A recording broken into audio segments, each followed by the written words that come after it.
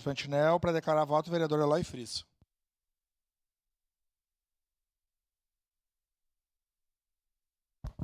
Quero me valer aqui da experiência da vereadora Marisol e do vereador Fantinel e também ler a exposição de motivos. Vamos pegar só o primeiro parágrafo. Submetemos a apreciação dessa igreja a caso o presente projeto de lei que especifica a abrangência da autorização à concessão de subsídio tarifário ao transporte coletivo público e urbano no município de Caxias do Sul, objeto da Lei 9.256.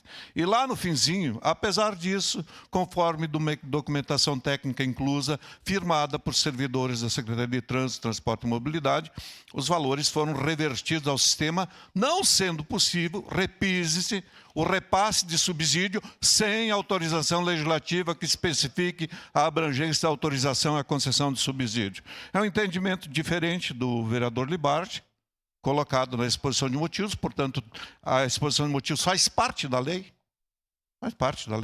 tá? E então o vereador tem toda pode ter a iniciativa de convencer o prefeito Adiló, o procurador do município, que ele está equivocado. Então, é subsídio, tá, vereador? É subsídio.